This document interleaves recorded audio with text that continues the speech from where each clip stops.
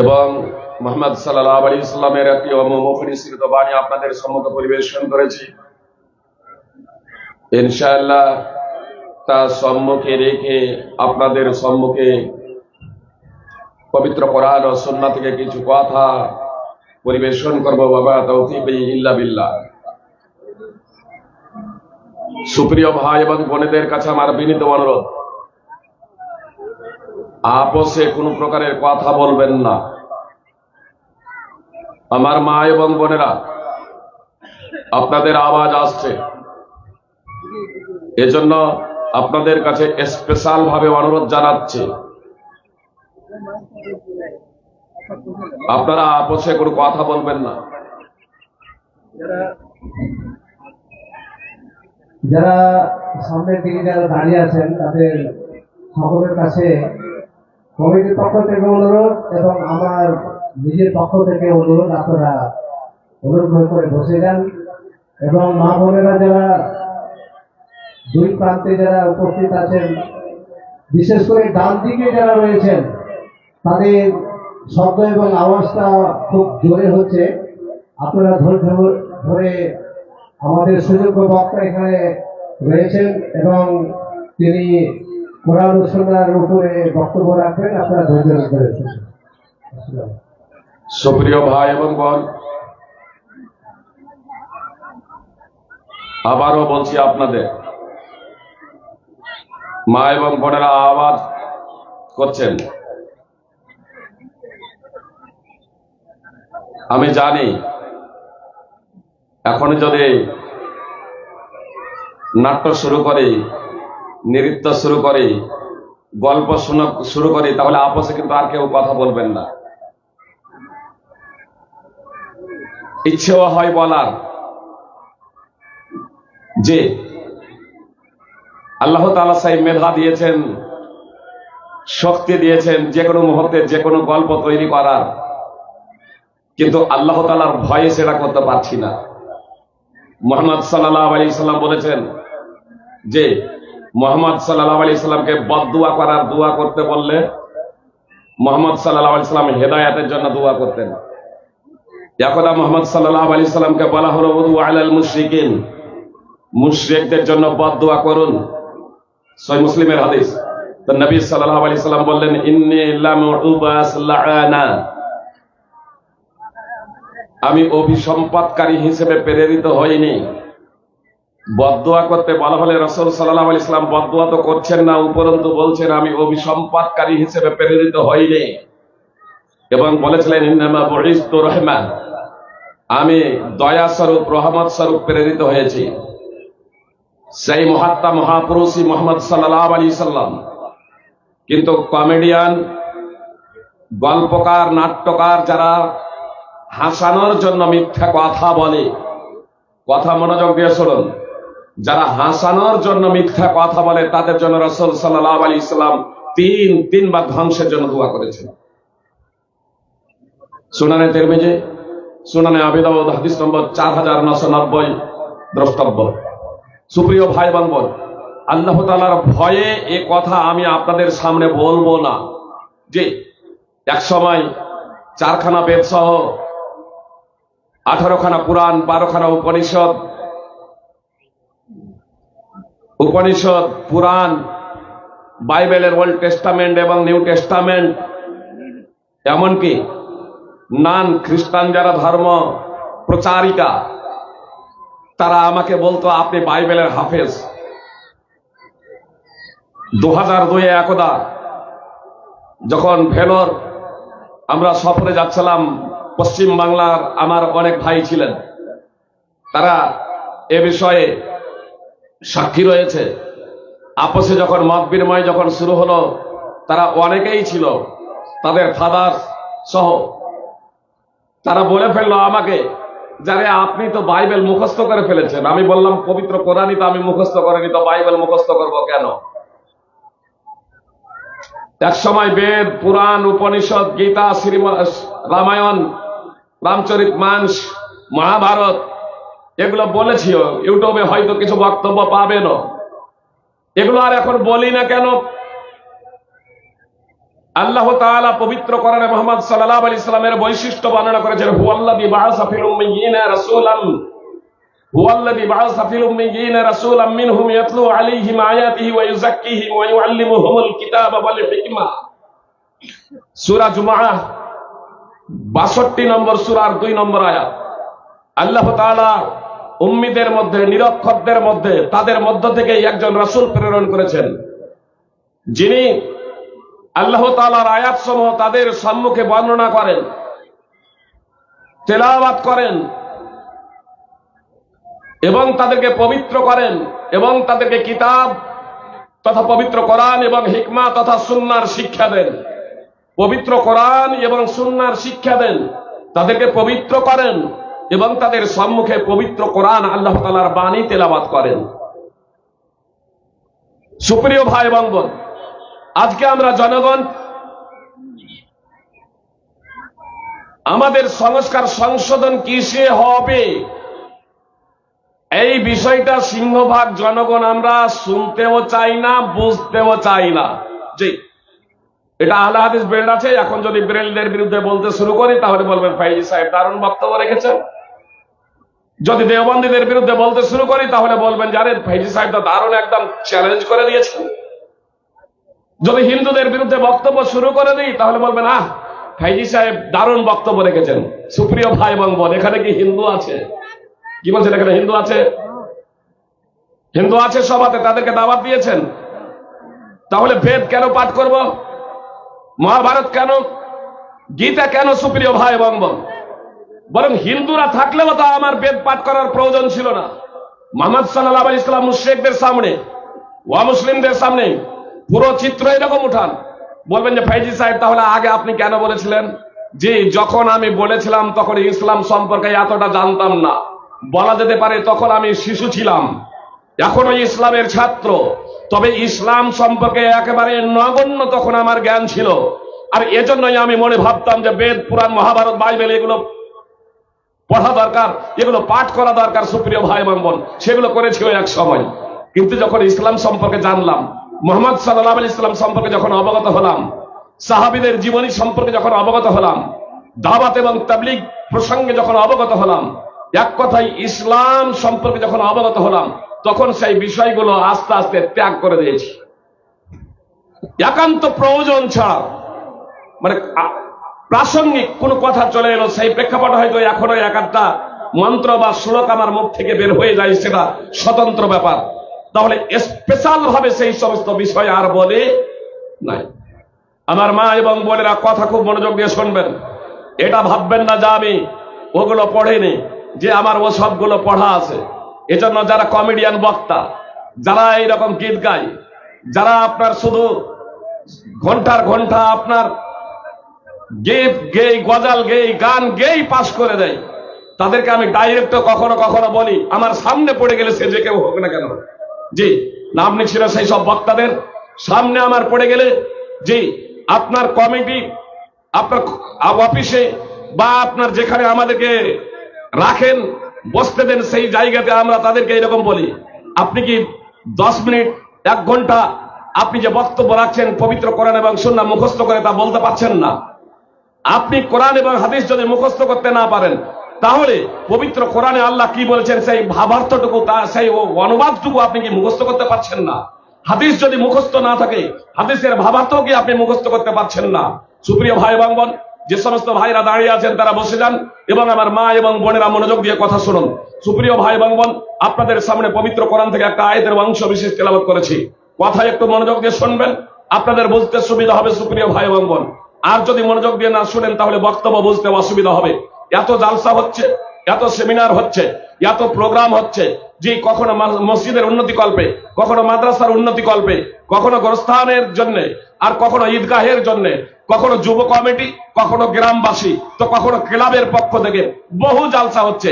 আপনার কয়েকদিন আগেই 10ম জালসা ছিল, সেটা যে একটা ক্লাবের পক্ষ থেকে 50 জন সদস্য, আমার কানে বার্তা এলো যে সিংহভাগই নামাজ পড়ে না। 10ম বছরে জালসা দিয়েছে। জি, আমি গ্রামের নাম উল্লেখ করছি না, আল্লাহ তাদের হেদায়েত দান করুক। এক ভাই আমাকে বলছেন যে তাদেরকে জিজ্ঞেস করলাম যে আপনারা কেন জালসা দিয়েছেন, তো বলছে বিনোদনের জন্য, আমোদ প্রমোদের জন্য, একটু ফুর্তি করার জন্য। আপনারা আশা করি জালসা এই জন্য শুনতে আসেন নাই, তাই তো?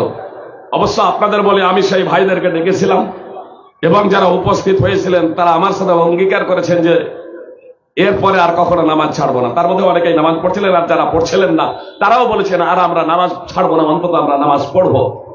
আলহামদুলিল্লাহ। সুপ্রিয় ভাই এবং বোন, আমি আপনাদের বলতে চাই যে কথা খুব মনোযোগ দিয়ে শুনুন। আপনারা জালসার পিছনে লাখ লাখ টাকা খরচ করছেন, লক্ষ লক্ষ টাকা খরচ করছেন। আপনাদেরকে যদি সঠিক দিশা দিতে না পারি,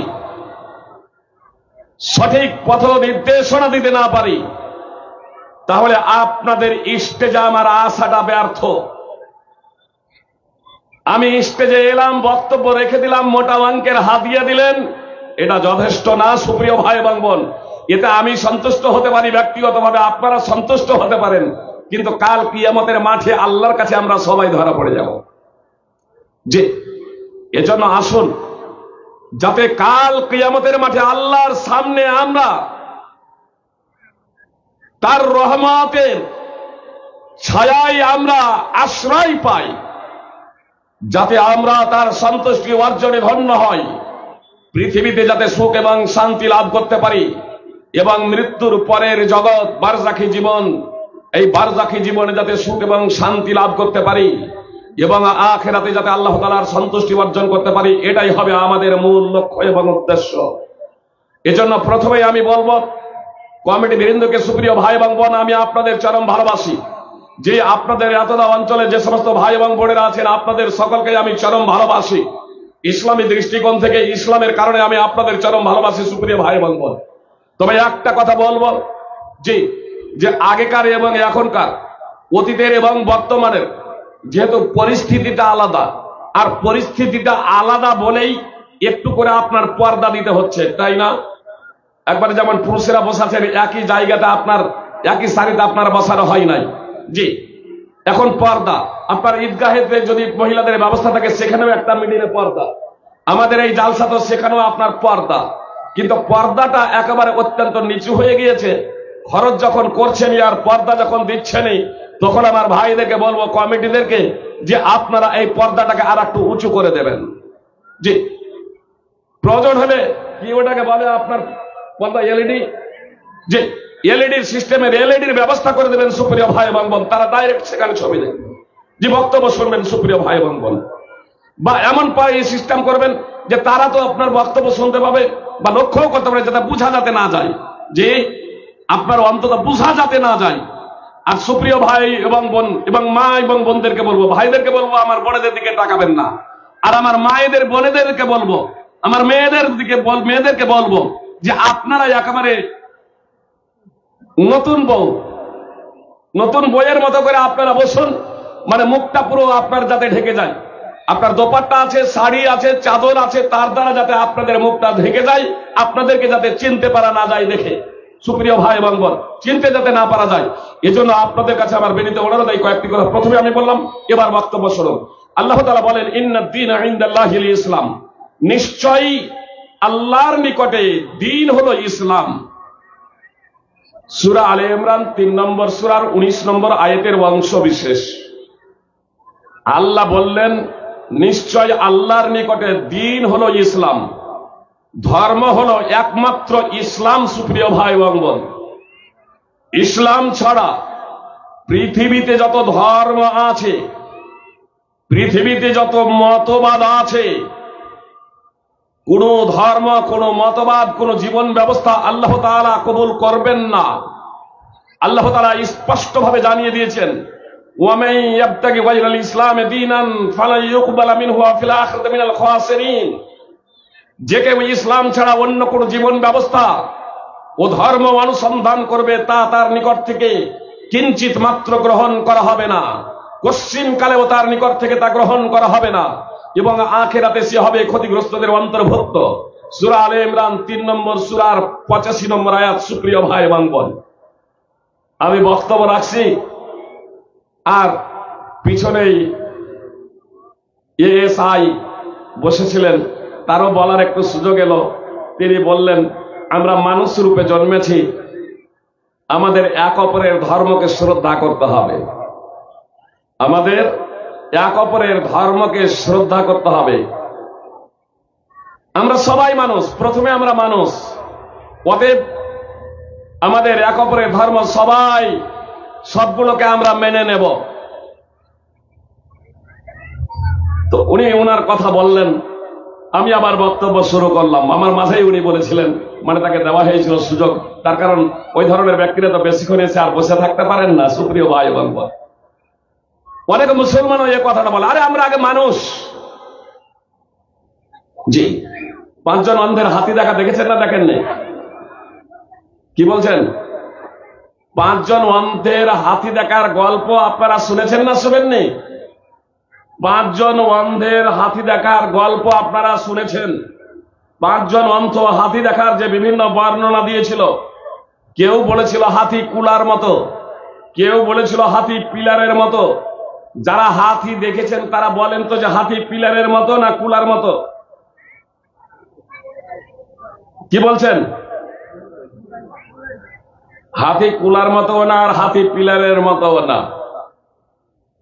একদা এক আশ্রমে গিয়েছিলাম মহারাজের সাথে।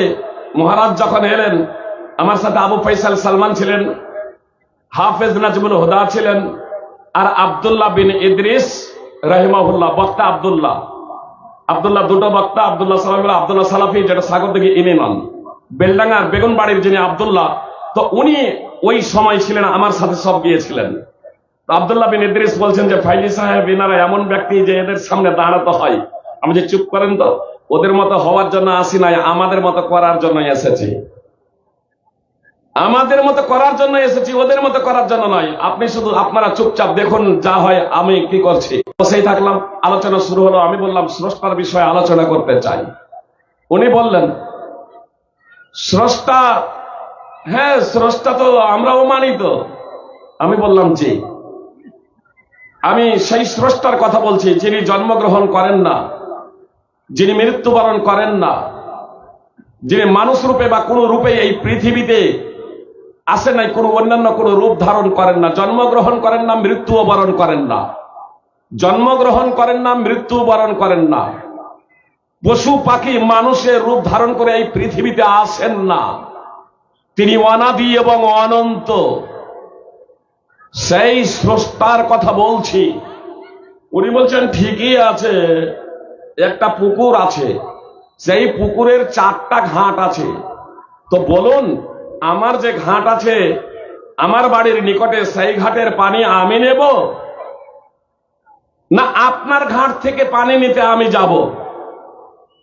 বলছে আপনার ঘাট থেকে আপনি নেবেন, খ্রিস্টানের ঘাট থেকে খ্রিস্টান নেবে, ইহুদির ঘাট থেকে ইহুদি নেবে, আর আমার ঘাট থেকে আমি নেব। আপন আপন ঘাট এটাই নিকটে।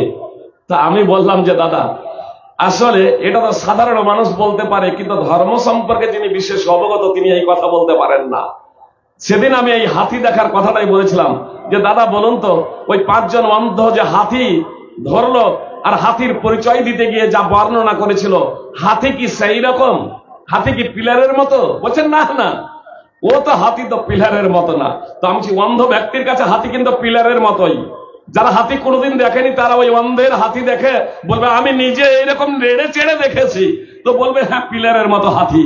তো ধর্ম সম্পর্কে যারা বিশেষ অবগত নয় তারা তো বলতে পারে যে সবই ধর্ম সঠিক, কিন্তু যারা ধর্ম সম্পর্কে অভিজ্ঞ, ধর্মের যারা মহাপণ্ডিত, তারা একমাত্র ধর্ম বিশ্ববিধাতা প্রদত্ত জীবন ব্যবস্থাকে ধর্ম বলে আখ্যায়িত করে। সুপ্রিয় ভাই এবং বোন, আমি সেদিন বললাম যে হ্যাঁ, আপনি যে কথা বলছেন এই কথাই আল্লাহ তাআলা পবিত্র কোরআনে স্পষ্টভাবে এভাবে উল্লেখ করেছেন, ওয়া ইন্না হাদিহি উম্মাতুকুম উম্মাতান ওয়াহিদা ওয়া আনা রাব্বুকুম ফাত্তাকুন ফাতাকাত্তাউ আমরাহুম বাইনাহুম সুবুরা কুল্লু হিজবিন বিমা লাদাইহিম ফারিহুন। তোমাদের এই দিন তো একই দিন, তোমাদের এই দিন, আল্লাহ বলছেন নিশ্চয়ই তোমাদের এই দিন তো একই দিন, আমি তোমাদের রব, অতএব তোমরা আমাকে ভয় করো। তারপর লোকেরা তাদের মাঝে তাদের দিনকে বহু ভাগে বিভক্ত করেছে, প্রত্যেক দলই তাদের কাছে যা আছে তা নিয়ে উৎফুল্ল। সূরা মুমিনুন 23 নম্বর সূরার 22 এবং 52 এবং 53 নম্বর আয়াত সেদিন আমি তেলাওয়াত করলাম। আমি বললাম যার কাছে যতটুকু আছে, খ্রিস্টানের কাছে যা আছে, ইহুদির কাছে যা আছে, আপনাদের কাছে যা আছে, এগুলো নিয়েই আপনারা সন্তুষ্ট আছেন। আসলে ঈসা আলাইহিস সালাম মুসলিম ছিলেন, মুসা আলাইহিস সালাম মুসলিম ছিলেন, আমাদের আদি পিতা আদম আলাইহিস সালাম তিনিও মুসলিম ছিলেন। পৃথিবীতে যত নবী রাসূল এসেছিলেন সকলেই মুসলিম ছিলেন।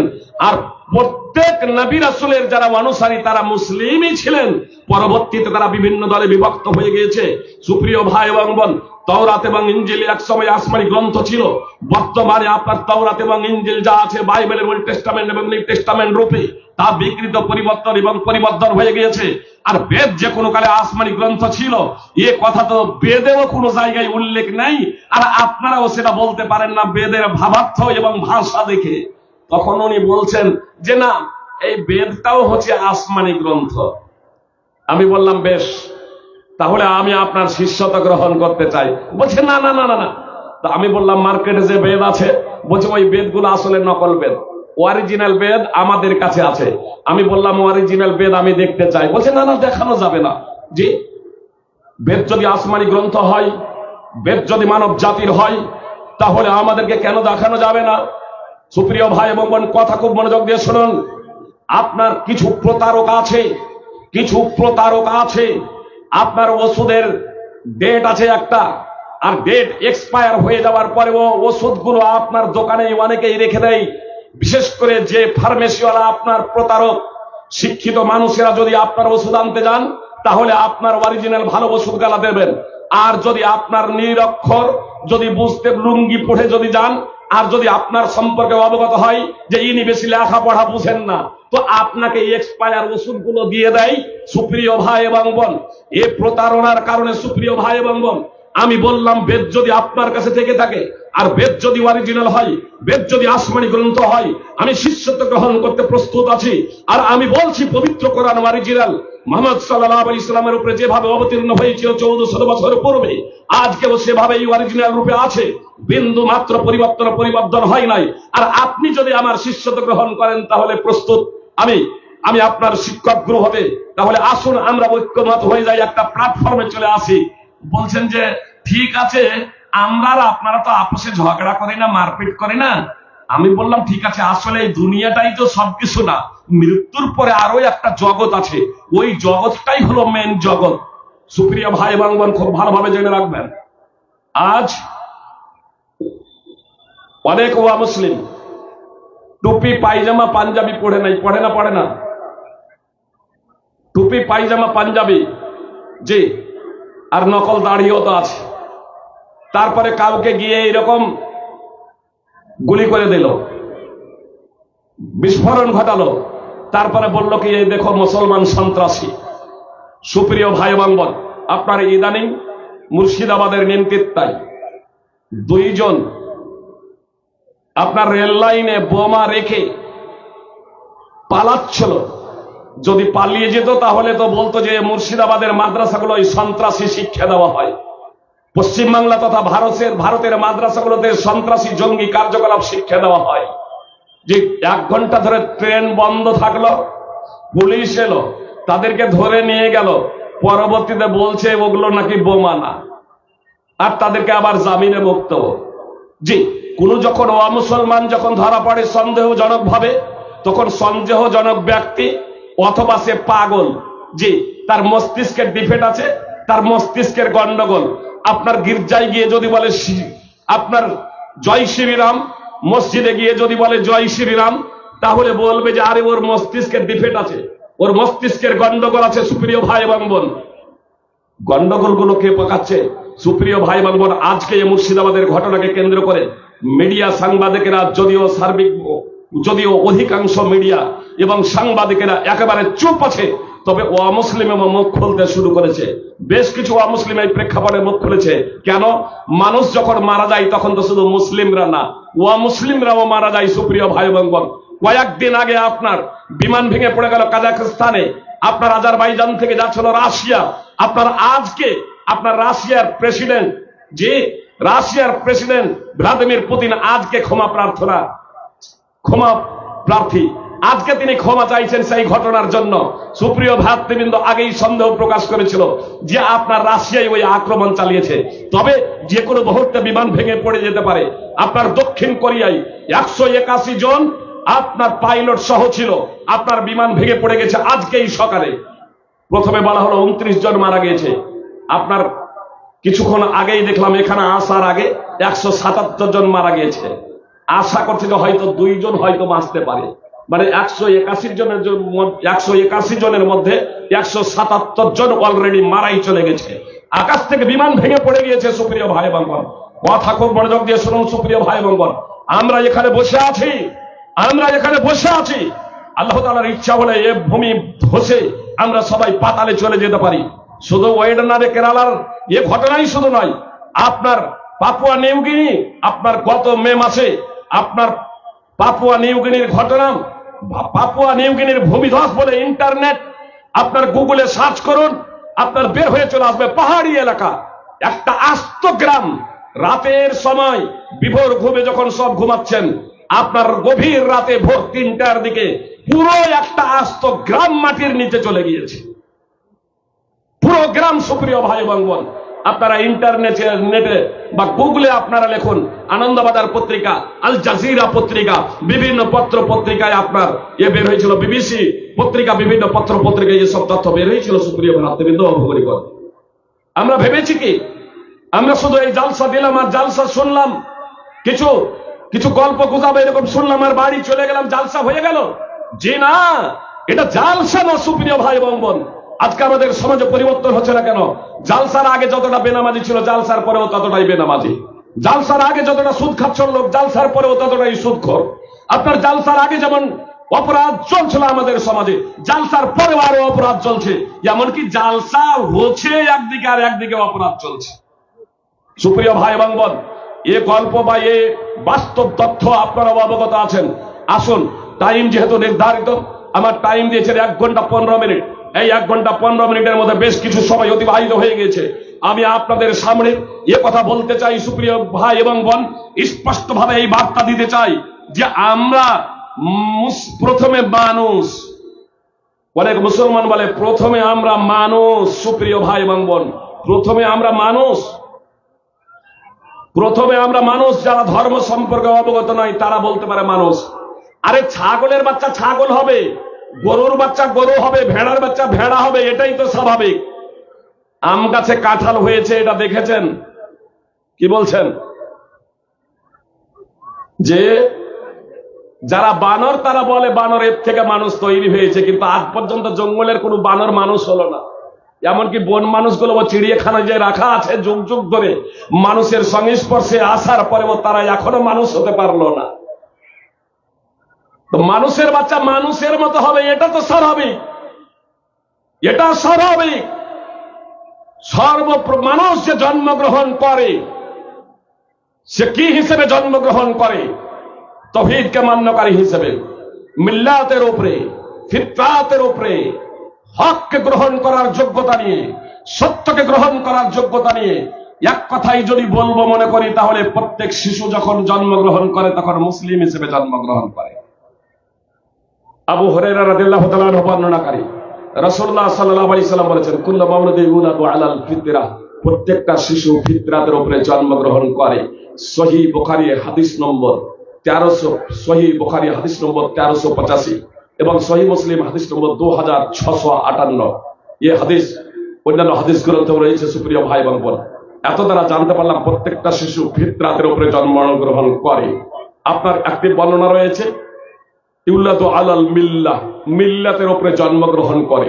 আর হাদিসে কুদসি ইয়াদ বিন হিমার আল মুজাশঈ রাদিয়াল্লাহু তাআলা আনহু সূত্রে বর্ণিত, রাসূলুল্লাহ সাল্লাল্লাহু আলাইহি ওয়াসাল্লাম বলেছেন, আল্লাহ তাআলা বলেছেন, অর্থাৎ হাদিসে কুদসি, ইন্নী খলাকতু ইবাদি হুনাফা কুল্লাহুম ওয়া ইন্নাহুম আতাতুহুম আশ-শায়াতিন ফাজতালাতুহুম আন দীনিহিম। আল্লাহ তাআলা বলেছেন, আমি আমার সমস্ত বান্দাকে একনিষ্ঠ করে, আমার অভিমুখী করে তাওহীদ মান্যকারী হিসেবে সৃষ্টি করেছি।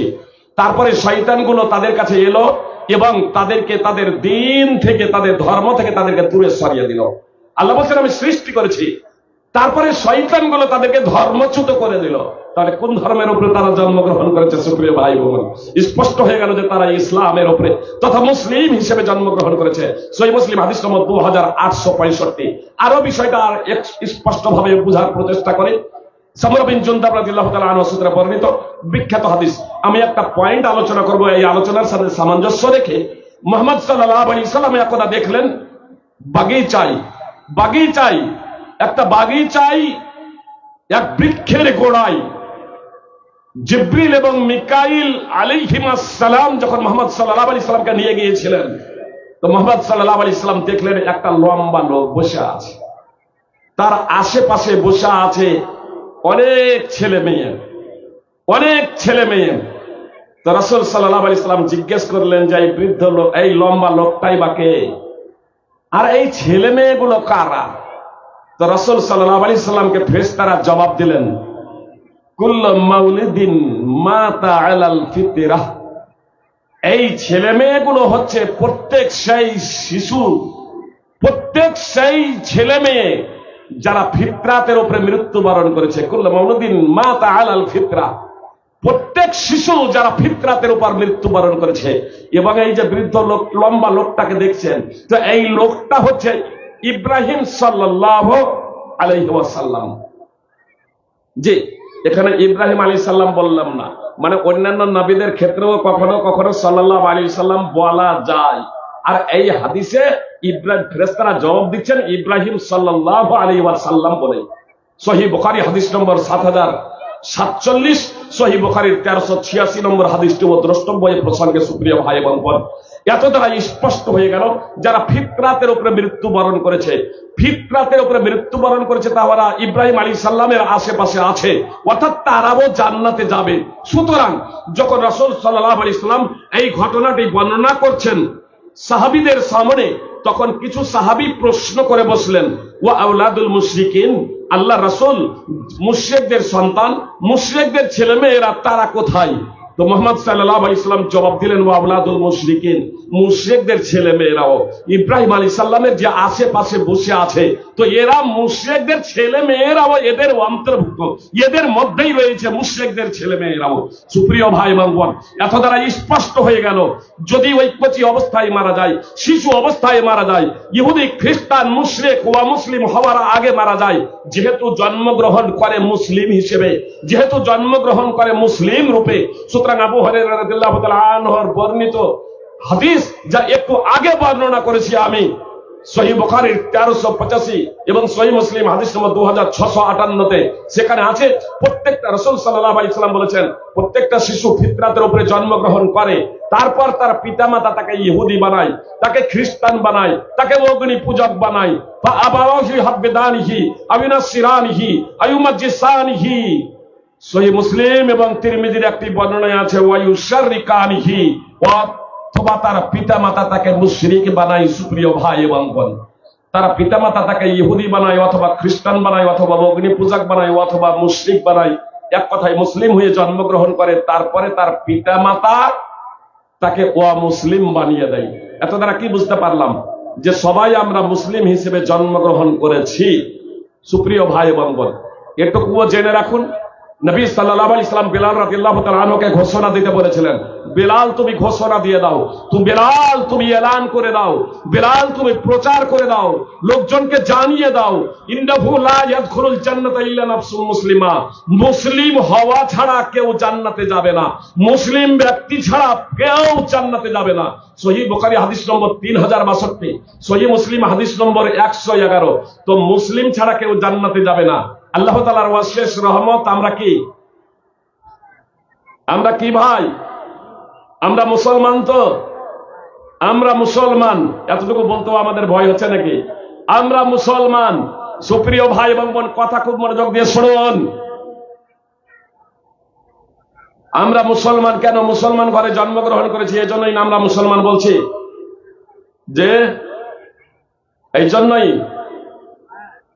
কথা খুব মনোযোগ দিয়ে শুনুন। সিংহভাগ কিন্তু এই জন্যই, সিংহভাগ মুসলমান লা ইলাহা ইল্লাল্লাহর মানে জানে, যে লা ইলাহা ইল্লাল্লাহর মানে জানেন, কয়জন লা ইলাহা ইল্লাল্লাহর মানে জানেন, অর্থ জানেন? হাত উঠান দেখি। টাইম নাই, টাইম নষ্ট করবেন না আমার। একটু দ্রুত ভাই, লা ইলাহা ইল্লাল্লাহর মানে জানেন কারা কারা? একটু হাত উঠাবেন। যে সিংহভাগ ভাই কিন্তু হাত উঠাচ্ছেন না, সিংহভাগ ভাই কিন্তু হাত উঠাচ্ছেন না। যারা হাত উঠেছেন একজন বলেন তো লা ইলাহা ইল্লাল্লাহর অর্থ কি?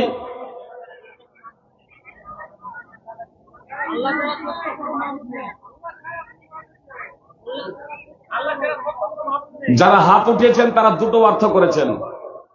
কেউ কেউ বলছেন আল্লাহ ছাড়া সত্য কোনো মাবুদ নেই, আর কেউ বলছেন আল্লাহ ছাড়া কোনো মাবুদ নেই। সুপ্রিয় ভাই এবং বোন, যারা বলছেন আল্লাহ ছাড়া সত্য কোনো মাবুদ নেই তারা সঠিক কথা বলেছেন, এটাই সঠিক। আর যারা বলছেন আল্লাহ ছাড়া কোনো মাবুদ নেই, তো পৃথিবীতে তো অনেক মাবুদ আছে, পবিত্র কোরআনে অনেক মাবুদের কথা উল্লেখ করা হয়েছে, সেগুলো হলো বাতিল। এজন্য আপনাকে সত্য বলতে হবে, লা ইলাহা ইল্লাল্লাহ, আল্লাহ ছাড়া সত্য কোনো উপাস্য নেই। সুপ্রিয় ভাই এবং বোন, আল্লাহ ছাড়া সত্য কোনো মাবুদ নেই।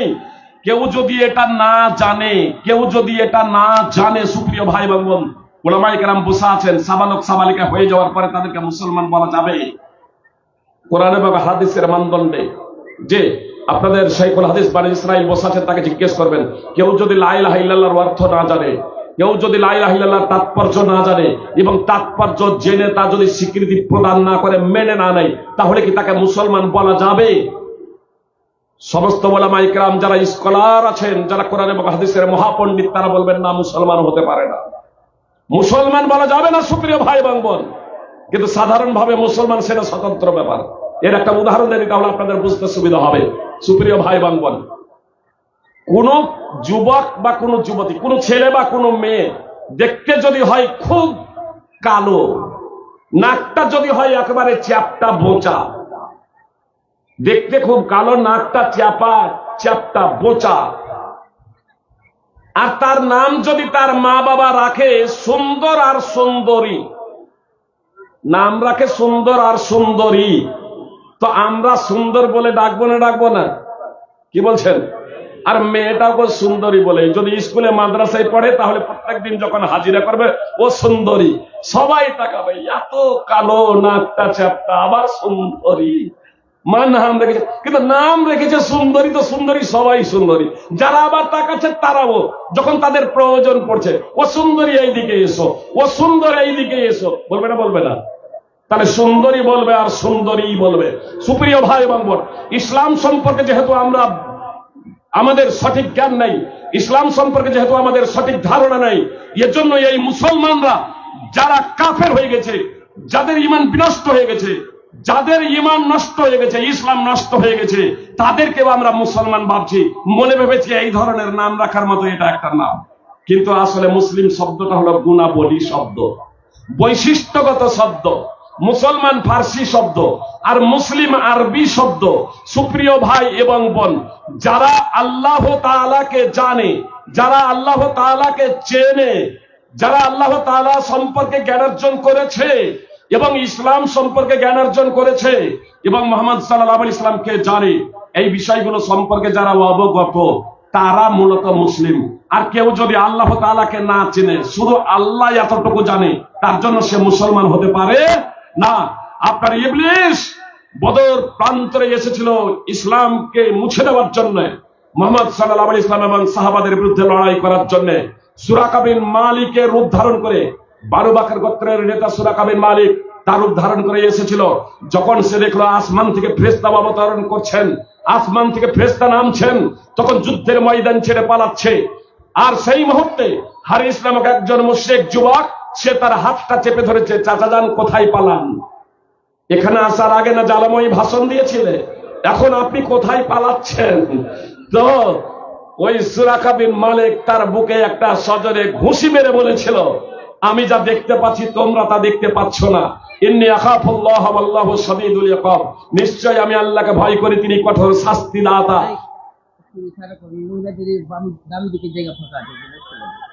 আমার মা এবং বোনেরা, আপনাদের ডান দিকে জায়গা যে ফাঁকা আছে, আপনারা মানে আমার ডান দিকে পশ্চিম দিকে জায়গা ফাঁকা আছে, আপনারা বসে পড়ুন, যে যেখানে ফাঁকা দেখতে পাচ্ছেন সেখানে বসে পড়ুন। আর যে সমস্ত ভাইরা দাঁড়িয়ে আছেন, বসার জায়গা যদি না থাকতো তাহলে বলতেন যে বসার জায়গা করে নাই। আর বসার যখন জায়গা করেছেন, এত সুন্দর প্যান্ডেল, আর তার উপরে আপনারা দাঁড়িয়ে আছেন। যে অসুস্থ মানুষ আমরা বাসে যখন উঠি, ট্রেনে যখন উঠি, ভাবি যে একটু বসি, কোমরের সমস্যা, দাঁড়িয়ে যেতে পারবো না, যে কখনো কখনো আপনার স্ট্যান্ডে, বাস স্ট্যান্ডে আধা ঘন্টা বসে থাকতে হয়, আধা ঘন্টা 1 ঘন্টা বসে থাকতে হয়, মানে সিট পাই না বলে।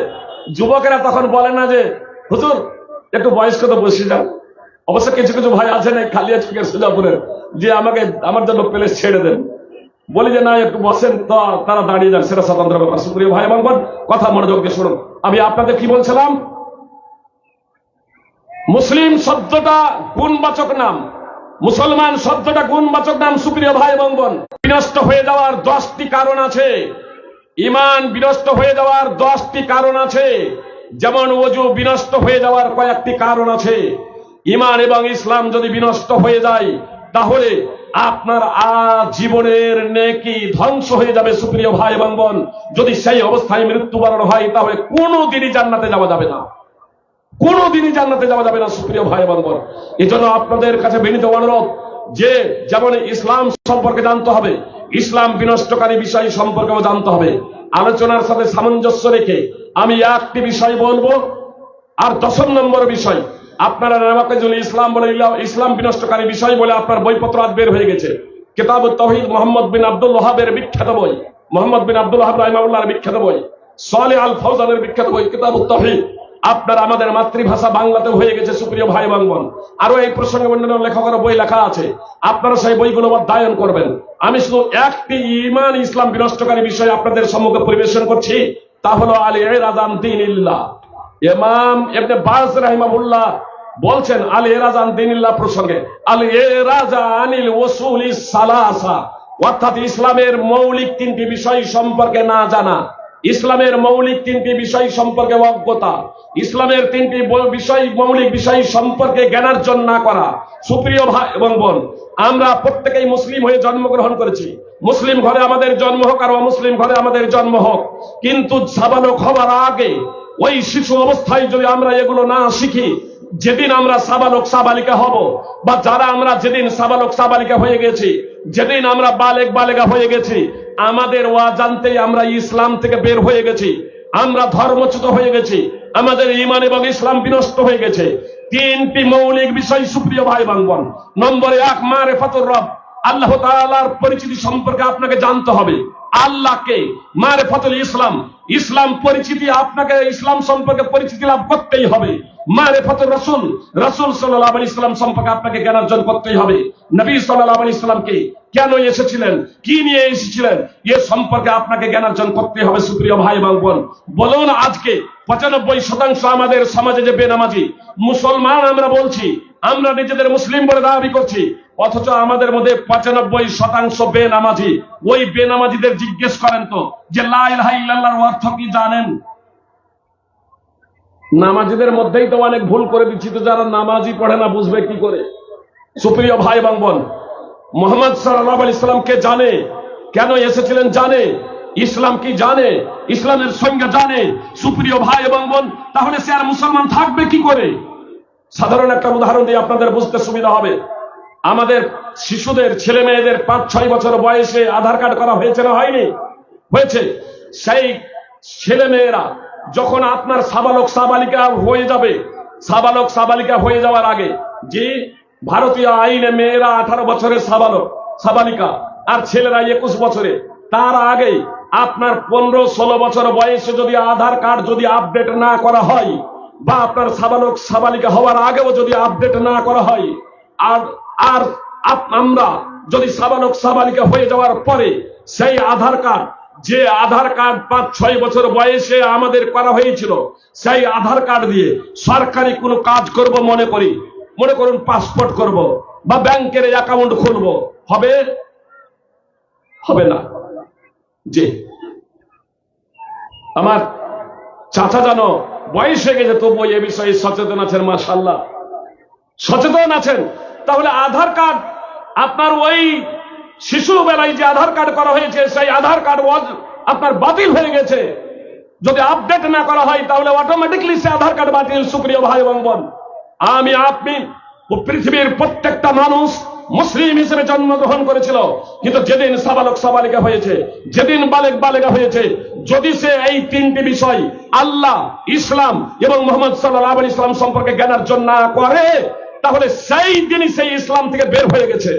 সুপ্রিয় ভাই এবং বোন, আমাদের সমাজ তো অটোমেটিকলি আপনি ইসলাম থেকে দূরে সরে গিয়েছে। সুপ্রিয় ভাই এবং বোন, শুধু মদ পান করা, নেশা খাওয়া, বিড়ি খাওয়া, গাঁজা খাওয়া, এগুলো শুধু করাই হারাম এমন না, এগুলো তো অবশ্যই হারাম। সুপ্রিয় ভাই এবং বোন, কিন্তু যে সমাজের আমি সচেতনতার জন্য, যাদের সংস্কার সংশোধনের জন্য জালসা করছি, তাদের সংস্কার সংশোধন হচ্ছে না কেন বুঝতে পারছেন না?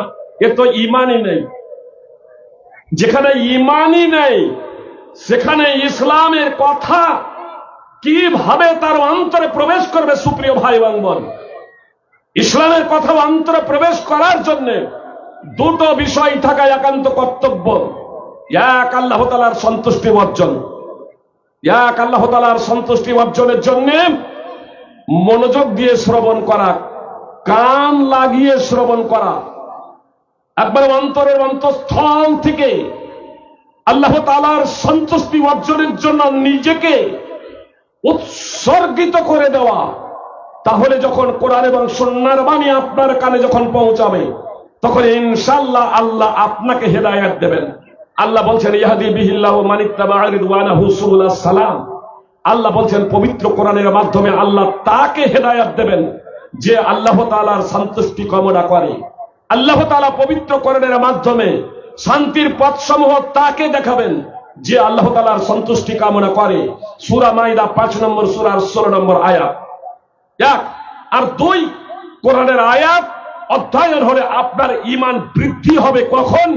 যদি আপনার অন্তরে আগে থেকে ঈমান থাকে, অর্থাৎ প্রকৃত অর্থে কোরআন এবং হাদিসের মানদণ্ডে আপনি যদি মুসলমান হন, আপনি যদি ঈমানদার হন, সেখানে আপনি কাঁচা ঈমানদার হন, মানে দুর্বল ঈমান আছে, আপনি মুনাফিক নন, আপনি নকল মুসলমান নন, আপনি পাপ কাজ করেন সেটা স্বতন্ত্র ব্যাপার, কিন্তু আপনার ঈমান এবং ইসলাম বিনষ্ট হয়ে যায়নি, তাহলেও আপনার ঈমান বৃদ্ধি হবে যখন কোরআনের আয়াত আপনার সম্মুখে পরিবেশন করা হবে, আল্লাহর যখন আলোচনা করা হবে, ইসলামের যখন আলোচনা করা হবে। সুপ্রিয় ভাই এবং বোন, এ কথা স্বয়ং পবিত্র কোরআনে আল্লাহ তাআলা বলেছেন। সুতরাং সূরা তওবায় আল্লাহ তাআলা স্পষ্টভাবে উল্লেখ করেছেন যে মুনাফিকরা বলতো যখন কোন সূরা অবতীর্ণ হতো যে এই সূরার মাধ্যমে কার ঈমান বৃদ্ধি হয়েছে, তো আল্লাহ তাআলা বলছেন যারা আগে থেকে ঈমানদার আছে তাদের ঈমান বৃদ্ধি হয়েছে, যারা ঈমানদার তাদের ঈমান বৃদ্ধি হয়েছে এই সূরার মাধ্যমে, আর তারা আনন্দিত হয় এই সূরার মাধ্যমে। আর যাদের অন্তরে কপটতা আছে, যাদের অন্তরে রোগ ব্যাধি বালা মুসিবত আছে, তাদের আরো ব্যাধি বৃদ্ধি হয়ে যাবে, তাদের আরো রোগ বৃদ্ধি হয়ে যাবে, তাদের আরো রোগ বৃদ্ধি হয়ে যাবে। সূরা তওবা 9 নম্বর সূরার 124 এবং 125 নম্বর আয়াত তাফসীর সদৃষ্টব্য। সুপ্রিয় ভাই বোন, যদি ন্যূনতম ঈমান থেকে থাকে তাহলে আপনার ঈমান বৃদ্ধি হবে। সুপ্রিয় ভাই এবং বোন, জালসা শুনছেন, অনেক টাকা আপনারা খরচ করেছেন, আল্লাহ তাআলা আপনাদের এটা কবুল করে নিন। সুপ্রিয় ভাই এবং বোন, আপনার নিয়াত করুন যে একমাত্র আল্লাহর সন্তুষ্টির জন্য আমরা জালসা দিয়েছি, জালসা শুনতে এসেছি, আমরা জালসা শুনতে এসেছি একমাত্র আল্লাহর সন্তুষ্টির জন্য। সুপ্রিয় ভাই এবং বোন, এবং কথা মনোযোগ দিয়ে শুনুন, হতে পারে যে আপনার অন্তরে সেই আল্লাহ তাআলার ভয় ভীতি প্রবেশ হয়ে যাবে, আর তার মাধ্যমে আমরা ঈমানদার হতে সক্ষম হব ইনশাআল্লাহ। সুপ্রিয় ভাই এবং বোন, কথা একটু মনোযোগ দিয়ে শুনবেন। আল্লাহ তাআলা বলেন, ইন্নামাল মুমিনুনা আল্লাযীনা ইযা যুকিরাল্লাহু ওয়াজিলাত কুলুবুহুম। আল্লাহ তাআলা বলছেন মুসলমান তো হলো তারাই, আমরা যে মুসলমান, এখানে সব মুসলমান আছি তো, আমরা মুসলমান আছি কিনা এবার শুনুন। আল্লাহ বলছেন মুসলমান তো হলো তারাই যাদের অন্তর কাঁপে আল্লাহ তাআলার স্মরণে, যাদের অন্তরে প্রকম্পন সৃষ্টি হয় আল্লাহ তাআলার স্মরণে, আল্লাহ তাআলার স্মরণে, আল্লাহ তাআলার আলোচনা করা হলে, আল্লাহ তাআলার বর্ণনা করা হলে ঈমানদারদের অন্তর কেঁপে যাবে, তাদের অন্তরে একটা প্রকম্পন সৃষ্টি হবে। সুপ্রিয় ভাই বোন, সূরা আনফাল 8 নম্বর সূরার 2 নম্বর আয়াত। সুপ্রিয় ভাই বোন, আপনার এখন বিদ্যুৎ আছে, মাইকে আওয়াজ শুনছেন, বক্সের আওয়াজ শুনছেন, তাই না? তাহলে বিদ্যুৎ আছে, এসব লাইট জ্বলছে, ফ্যান চলবে, মোটর চলবে, সব চলবে যখন বিদ্যুৎ আছে। মিটারে দেখছেন লাইটটা মিটমিট করছে, কিন্তু আপনার এতগুলো লাইট আছে, লাইট জ্বলছে না, যে বাতি জ্বলছে না, ফ্যানও ঘুরছে না, মোটরও চলছে না, তখন কি বলবেন? বিদ্যুৎ আছে না নাই? মিটারে যা আছে মিটমিট করে জ্বলছে। সিরিজ মানে একেবারে লো ভোল্টেজ, টানতে পারছে না, একেবারে লো ভোল্টেজ, লো ভোল্টেজ আছে, লো ভোল্টেজ। ডাইরেক্ট যদি ওই অবস্থায় তারে হাত দেওয়া হয়, শর্ট মারবে না? মারবে না?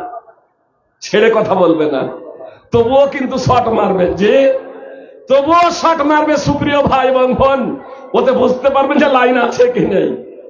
যে সিরিজ লাইন আপনার লো ভোল্টেজ, তাহলে বিদ্যুৎ তার ক্ষমতা দেখাবে, বেশি থাক আর কম থাক, যে বিদ্যুৎ তার পাওয়ার প্রয়োগ করবে, বেশি হোক আর কম হোক। সুপ্রিয় ভাই এবং বোন, অনুরূপ ভাবে ঈমান তার পাওয়ার দেখাবে, বেশি পাক্কা ইমানদার হলে, খাঁটি ইমানদার হলে, সুপ্রিয় ভাই এবং বোন, তার একটা প্রতিক্রিয়া হবে। আর যদি দুর্বল ইমানদার হয়, কাচ্চা মুসলমান হয়, নকল মুসলমান যদি না হয়, ও যদি মুনাফিক না হয়, ও যদি ডুপ্লিকেট না হয়, ওর যদি ঈমান এবং ইসলাম নষ্ট হয়ে না থাকে, তাহলে ওর অন্তরে প্রকম্পন সৃষ্টি হবে। সুপ্রিয় ভাই এবং বোন, এতক্ষণ ধরে যে আপনাদের সামনে আলোচনা করছি পবিত্র কোরআন এবং সুন্নাহ থেকে, আপনাদের অন্তরে যদি এখনো যদি ভয় যদি না ধরে, তাহলে জানবেন আপনার অন্তর ঈমান শূন্য, আপনার অন্তর তাওহীদ শূন্য। সুপ্রিয় ভাই এবং বোন, আল্লাহ যেখানে বলছেন মুমিন তো হলো তারাই, মুসলমান তো হলো তারাই, ঈমানদার তো হলো তারাই, যে আল্লাহর স্মরণে তাদের অন্তর কেঁপে যায়, যাদের অন্তর কেঁপে যায় আল্লাহ তাআলার স্মরণে। সুপ্রিয় ভাই এবং বোন, যাদের অন্তর কাঁপে আল্লাহ তাআলার স্মরণে, তারাই হলো ঈমানদার। কাচ্চা ঈমানদারের একটা উদাহরণ পেশ করি, তাহলে আপনাদের বুঝতে সুবিধা হবে। সুপ্রিয় ভাই বোন, কাচ্চা ঈমানদারের একটা উদাহরণ, এটা গল্প বা নাটকের কথা বলছি না, বিস্তারিত যদি দেখবো মনে করেন অনেকগুলো ঘটনা তাদের বর্ণনা করেছেন মুফাসসিরিনে কেরাম, বিশেষ করে তাফসীর ইবনে কাসির আপনারা অধ্যয়ন করবেন। সূরা হাদীদ 57 নম্বর সূরার 16 নম্বর আয়াতের তাফসীর ব্যাখ্যা বিশ্লেষণ আপনারা দেখবেন। সুপ্রিয় ভাই বোন, আমি এখানে একটি শুধু ঘটনা আপনাদের সম্মুখে পরিবেশন করব। কাচ্চা ঈমানদার, দুর্বল মুসলমান, অন্তরে ন্যূনতম ঈমান থাকলেও আল্লাহর কথা যদি কানে পৌঁছায়, তাহলে কিভাবে তার অন্তরে কাঁপুনি ধরে, পাপাচার থেকে বিরত হয়ে যায়, একটি উদাহরণ পেশ করছি, যা মুহাম্মদ সাল্লাল্লাহু আলাইহি সাল্লাম বলেছেন, অর্থাৎ বিশুদ্ধ হাদিস। সহিহ বুখারী ও মুসলিমে হাদিস রয়েছে। সহিহ বুখারী হাদিস নম্বর 2215, 2272 এবং 3465। সহিহ মুসলিম হাদিস নম্বর 2743। কথা খুব মনোযোগ দিয়ে শুনুন, সেখানে তিন ব্যক্তির কথা রয়েছে। আমি আলোচনার সাথে সামঞ্জস্য রেখে এক ব্যক্তির কথা উল্লেখ করব আপনাদের সামনে। সুপ্রিয় ভাই এবং বোন, কথা একটু মনোযোগ দিয়ে শুনবেন। এক যুবক তার চাচাতো বোনকে অবৈধভাবে ব্যবহার করার জন্য নানা কৌশল ফন্দি আঁকছিল। চাচাতো বোনের প্রেমে মুগ্ধ হয়ে, তার রূপ লাবণ্যে মুগ্ধ হয়ে, তাকে অবৈধভাবে ভোগ করার জন্য চাচাতো বোনের সামনে তার মনের প্রবৃত্তির কথা প্রকাশ করেই দিল একদা, যে আমি তোমাকে পেতে চাই, তোমাকে অবৈধভাবে আমি ভোগ করতে চাই।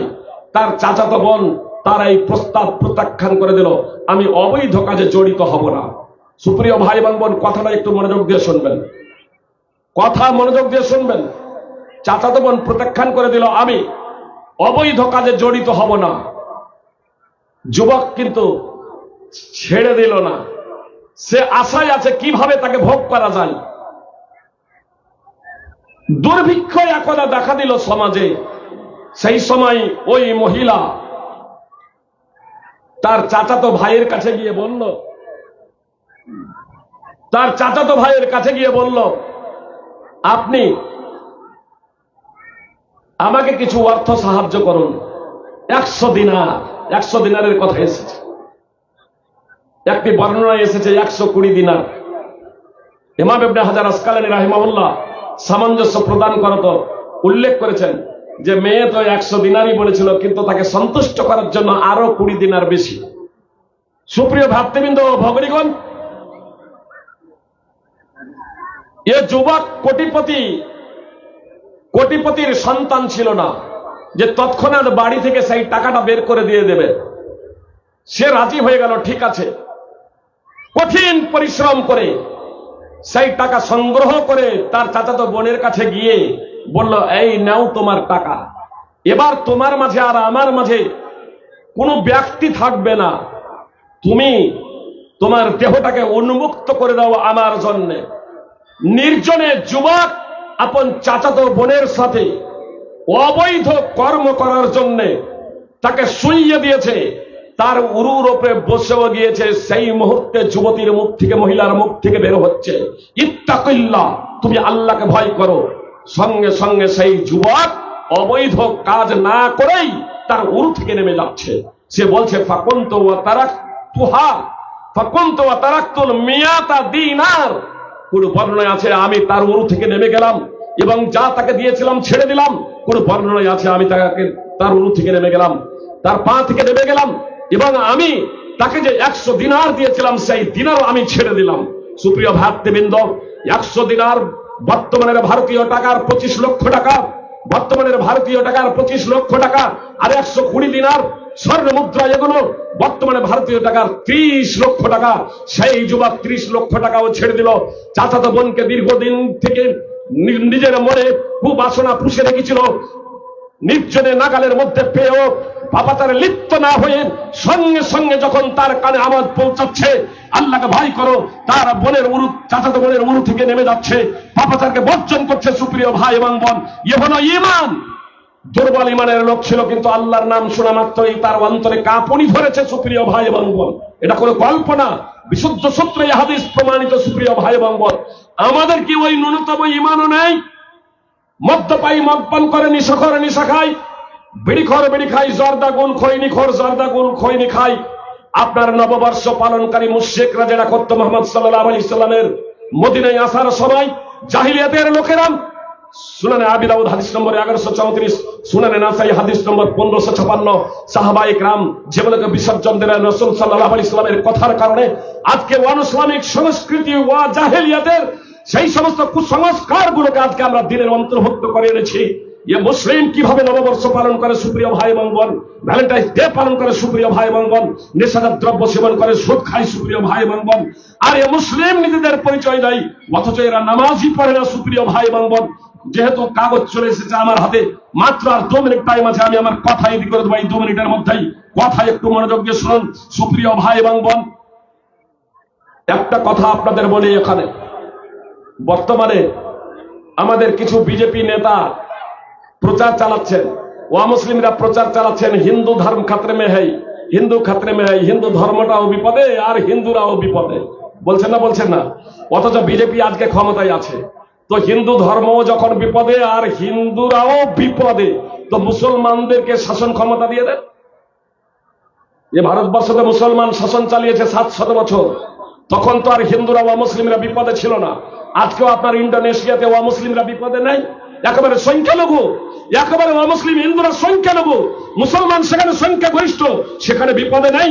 আপনার মালয়েশিয়াতে বিপদে নেই, আপনার সৌদিয়াতে আরবে আপনার বিপদে নেই। সুপ্রিয় ভাই এবং বোন, অমুসলিমরা বিপদে নেই যেখানে সংখ্যাগরিষ্ঠ মুসলমান। আবার মুসলমানকে ক্ষমতা দিয়ে দেন, নিরাপদে থাকবেন। সুপ্রিয় ভাই এবং বোন, আসলে বিপদে আছে কেন জানেন? আল্লাহ বলছেন বিপদে থাকবে, এটা স্বাভাবিক, কেউ প্রকাশ করে আর কেউ প্রকাশ করে না। আল্লাহ বলছেন, সানুলকি ফি কুলুবিল্লাযিনা কাফারু রুবা, সানুলকি ফি কুলুবিল্লাযিনা কাফারু রুবা বিমা আশরাকু বিল্লাহি মা লাম ইউনাজ্জিল বিহি সুলতানা। আল্লাহ তাআলা স্পষ্টভাবে বলছেন, অচিরেই আমি অবিশ্বাসী কাফেরদের অন্তরে আতঙ্ক ঢেলে দেব, ভয় ভীতি ঢেলে দেব, ভয় ভীতি ভরে দেব।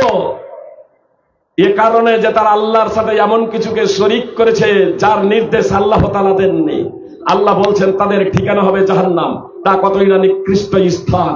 সূরা আলে ইমরান 3 নম্বর সূরার 151 নম্বর আয়াত। সুপ্রিয় ভাই এবং বোন, বলবেন আপনারা একটা কথা এখানে বলে দিই, যে মুসলমানরা কেন আজকে আতঙ্কগ্রস্ত, মুসলমানরা কেন আজকে ভীত এবং সন্ত্রস্ত? মুসলমানরা ভয় ভীতি আছে না নাই? মুসলমানরা কেন ভীত এবং সন্ত্রস্ত? তো আল্লাহ বললেন যে আল্লাহর সাথে তারা শিরক করেছে, এজন্য তাদের অন্তরে আতঙ্ক ঢেলে দিয়েছি। যে মুসলমানেরা যদি শিরক করে, শিরকের বিভিন্ন স্তর আছে সুপ্রিয় ভাই এবং বোন, ব্যাখ্যা বিশ্লেষণ দেওয়া সম্ভব নয়, কথা শেষ করে দিচ্ছি। শুধু করাটাই শেষ না, কখনো করার মাধ্যমে শিরক হয়, কখনো কর্মের মাধ্যমে শেষ হয় শিরক হয়, আর কখনো আকীদা বিশ্বাসের মাধ্যমে শিরক হয়, আর কখনো না করার মাধ্যমেও শিরক হয়। যেমন নামাজ ছেড়ে দেওয়া। নবী সাল্লাল্লাহু আলাইহি ওয়াসাল্লাম বলেছেন, লাইসা বাইনাল আবদি ওয়াশ শিরকি ইল্লা তারকুস সালাহ ফাইজা তারাকাহা ফাকাদ আশরাক। বান্দা এবং শিরকের মাঝে পার্থক্য নির্ণয়কারী হলো নামাজ ছেড়ে দেওয়া। ফাইজা তারাকাহা ফাকাদ আশরাক, যে ব্যক্তি নামাজ ছেড়ে দিল সে শিরক করলো।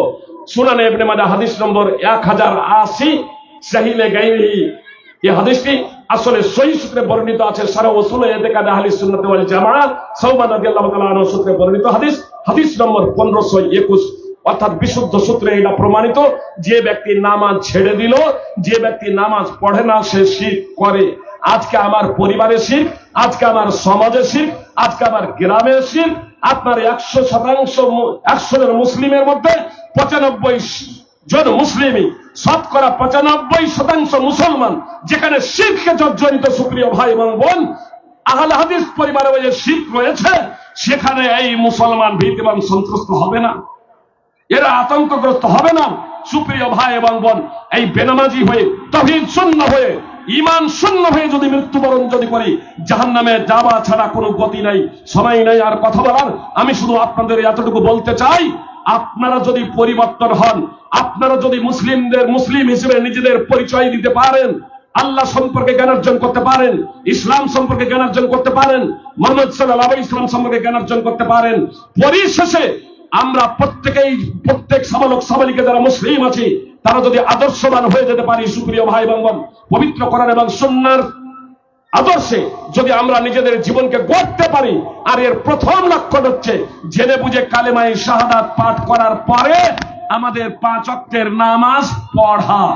এই জালসার মাধ্যমে বা বক্তব্যের মাধ্যমে, বা আমরা প্রকৃত ইমানদার বা মুসলিম আছি কিনা, যদি আমরা মুসলমান আজকেও হতে না পারি, আজকেও যদি নামাজি হতে না পারি, তাহলে জানবেন আপনার অন্তরে কোন প্রকারের ঈমান নেই। সুপ্রিয় ভাই এবং বোন, পৃথিবীর আগুন থেকে বাঁচার জন্য এত তৎপরতা, আর জাহান্নামের আগুন থেকে বাঁচার জন্য আপনার তৎপরতা নেই কেন?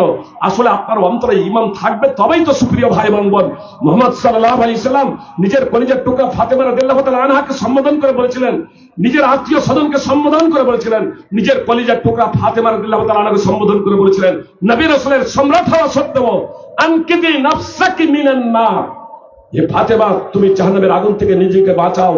সালিনি মিন মালি, সালিনি মিন মালি, মা সালিনি মা শিতি মিন মালি লা বুগনি আনকি মিনাল্লাহি শাইআ।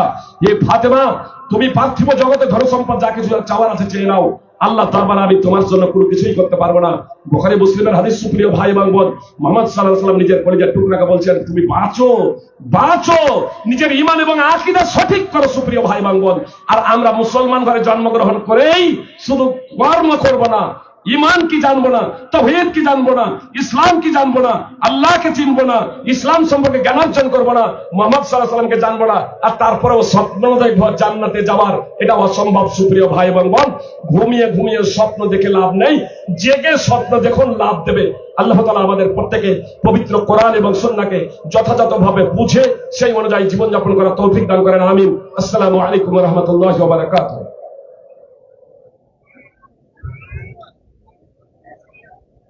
ওয়ালাইকুম আসসালাম ওয়া রাহমাতুল্লাহি ওয়া বারাকাতুহু। আলহামদুলিল্লাহ, সুম্মা আলহামদুলিল্লাহ, আহসানুল জাযা। আমরা এত 1 ঘন্টা প্রায় কোরআন এবং সহিহ সুন্নাহর ভিত্তিতে শেখ সাহেবের কাছ থেকে যে আমরা আলোচনা শুনছিলাম, আলহামদুলিল্লাহ, আমাদেরকে এই আলোচনা শোনার পরে আমরা যেন নিজের জীবনে এই কথাগুলোকে নিয়ে আসতে পারি, তাহলে আমরা সাকসেসফুল হতে পারবো, তাহলে আমরা কামিয়াব হতে পারবো। আশা করি আমরা সকলে এই বক্তব্যের উপর ইনশাআল্লাহ আমল করব। এখন আমাদের সামনে আমাদের এই সভার সভাপতি সাহেব, সম্মানিত শেখ জনাব মুশতাক আহমেদ সাহেব, সভাপতি শেরশাহী জামিয়া ইব্রাহিমিয়া। এখন আমাদের সামনে সভাপতির কিছু ভাষণ আমরা শুনে নিব, তারপরে আগাই আমাদের ইনশাআল্লাহ আরম্ভ হবে। যে উন্নতি কল্পে আমাদের এই জলসা সাজানো হয়েছে, তাই আমি বলতে চাইব আমাদের ভাই এবং বোনদের যে এখন পর্যন্ত যারা এদিক ওদিক দাঁড়িয়ে রয়েছেন, আপনারা তাড়াতাড়ি করে স্টেজের ভিতরে চলে আসেন, প্যান্ডেলে চলে আসেন। কেননা যাব এভাবে মনে করে আপনি আসবেন আর জায়গা কিন্তু পাবেন না, কেননা আমাদের জায়গা এখন খোলা পড়ে চলেছে। অতএব আপনারা নিজ নিজ সিটে বসে পড়ুন, দাঁড়িয়ে কোরআন এবং হাদিসের কথা শোনার চেষ্টা করবেন না। যারা এদিক করে দাঁড়িয়ে আছেন ভাই, জায়গা নিয়ে বসে যান।